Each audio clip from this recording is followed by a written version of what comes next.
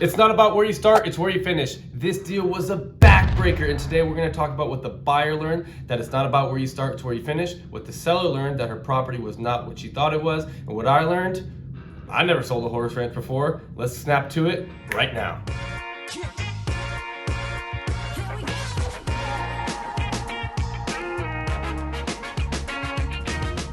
My name is Drew Ferris. I'm a licensed realtor for the last 6 years in San Diego. But before we get into this, please like and subscribe, comment below. I want to hear your thoughts about this transaction as I get more into it. So this deal came across the table. Seller approached me about selling her horse ranch. And to be honest with you, I've never sold a horse ranch before. I've never even rode a horse before.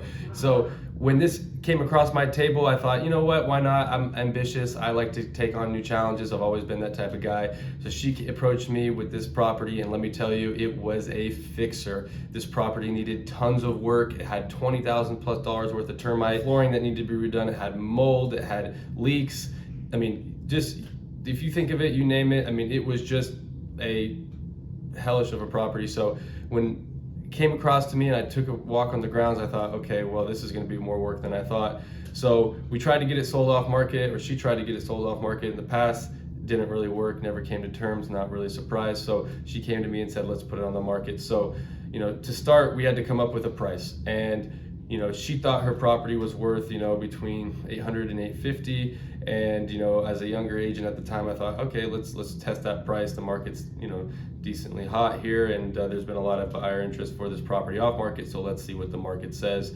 So, you know, before we got on market, we needed to take photos. We needed to, you know, do some advertising. And as you can see in these photos and these drone shots here, you know, it's a great big piece of property. It's, you know, 1.75 acres. It's nestled right off of the 67 freeway across from an equestrian center that's up and coming here soon. So, you know, she thought that this property would be really ideal for somebody who boards horses and wants to, you know, give lessons for riding horses and whatnot. So she thought the value was really there. And, you know, to be honest, I've never sold a horse ranch before, so I just kind of went with her word on how valuable her property was. So maybe it was a mistake on my part in the beginning. So anyways, after the photos were done and the drone shots were done, and I got all the information about, you know, the well and the septic and the sewer and the water and all the information about the grounds with the tack sheds and the stalls and how much her boarders were paying and all the details that we really needed to know about the property. We listed the property, we went live, and you know, we got a lot of buyer interest at first. We had a lot of showings. We had people that, you know, were looking for a horse ranch in the area already, waiting for something to come on the market, or people that missed out on other horse ranches that were previously sold in the previous months.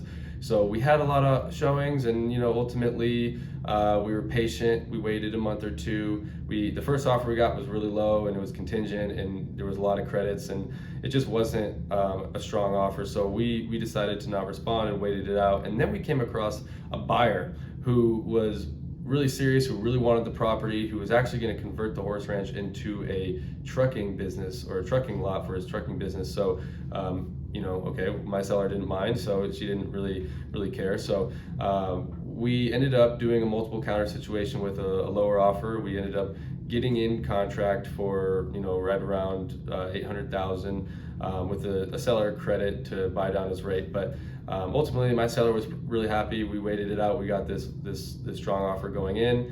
But as the deal and the transaction went on, things started to come about, and things started to really come to light. When it came to, you know, number one, the home inspection. We got the home inspection back, and there was a lot more on the home inspection than my seller thought there would be. And it's, oh my God, it was just such a headache, and it was so much that really overwhelmed my seller, and she didn't know this about her property when it came to the electrical panels, when it came to the water heater not being strapped correctly, even when it came to, you know, flooring not up to code, and when it came to old plumbing, and, you know, all these things that really starting adding up to a seller's bottom line. So it kind of gave her some anxiety about that. So the buyer, you know, really wanted this property and really motivated. So we were able to come to terms with the inspection and the repairs. But, you know, coupled with the inspection, as we moved on to the appraisal, right? So the appraiser, which the appraiser is ordered by the buyer's lender to come out and appraise the property. And as the appraisal is happening and we get the report back, the appraisal price came in much lower than contract price. So to really tell you what that means is that if the buyer's willing to pay $800,000, right? But the appraisal comes in at $735,000, which in this case it did. There's a $65,000 gap between what the buyer said he would pay initially in his purchase agreement to what the property appraised for, and the lender is not going to loan above that value. So what that really means is, let's say you're putting down $100,000 and the property appraises for $735,000. That means the lender will only loan you $635,000 up to that appraised value. If you agree to pay $800 with the seller, then the difference between the appraised value and what you agreed to pay, that $800, that has to come out of pocket. And so it's not realistic. It wasn't realistic for us in this case, for the buyer to pay for that gap in appraised value. So my seller said, okay, well, let's lower the price to the appraised value in lieu of doing any repairs, in lieu of doing any credits for the physical condition of property. And the buyer was really thrilled. You know, he was getting a property for $65,000 less than what he originally agreed to pay for.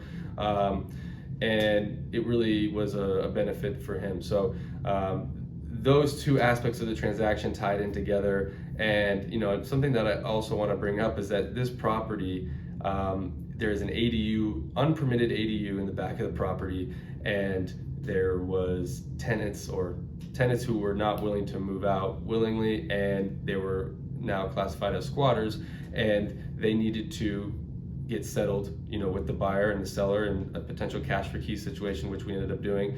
But another ticket item here was the solar. Okay, so for all you people getting solar out there, this is something that you really need to know. You need to really get a solar company that has done business, that will be staying in business and has a great reputation.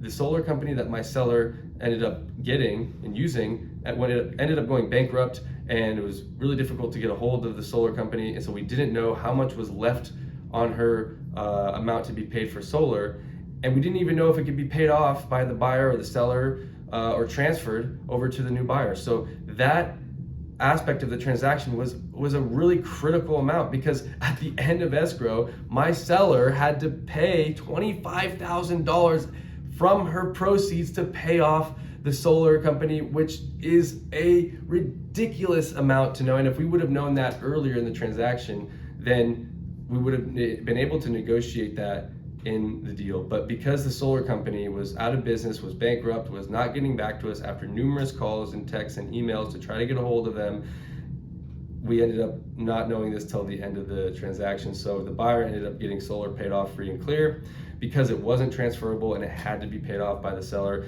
And we found out she had to pay $25,000 at the close of escrow. So, you know, I'm talking in summary about all the aspects of this transaction to review. We had the home inspection, which, you know, needed $20,000 worth of termite on top of the other leaks and you know, damages that needed to be repaired. We had the appraisal gap, right? We talked about the appraisal gap of $65,000. We talked about the tenants that needed to be paid off for cash for keys for them to leave the property, and then the solar aspect, which you know, that the $25,000, like I said, at the close of escrow. So, you know, what my seller learned was that her property ended up not being worth what she thought it was, maybe $800, $850. It ended up being worth $735,000. And the buyer learned that, hey, you know what? We started at $800 and he was happy with those payments going in, and then, you know, the appraisal gap and the repairs that needed to be done, he got a better and better deal as the transaction went on. And then what I learned is that it's not all about just your purchase price, right? You have terms of the deal. You have, you know, you have to have a buyer willing to perform. You need to know all aspects of the transaction early on, which, you know, I tried to get all this information from early on, but things just unraveled in a way that was over time it made more clear. But anyways, what I'm trying to tell you guys is, if you're a seller, you're gonna sell for what a buyer's willing to pay and what the market is saying. And if you're a buyer, it's not all about where you start, it's where you finish. Okay, so and if you're an agent out there listening to this and you're wondering if you haven't done a deal before, you've only done a few transactions, be ready for these types of negotiations from start to finish, and making sure it gets to close. So anyways, I hope you guys learned a lot from this video. I hope you learned, you know, details and facets of the transaction that can help you in your next purchase or your next sale. So if you have any comments or questions, please comment below. I'd love to hear your thoughts about this. And if there's anything I left out that you want to know, please again comment and let me know. And until next time.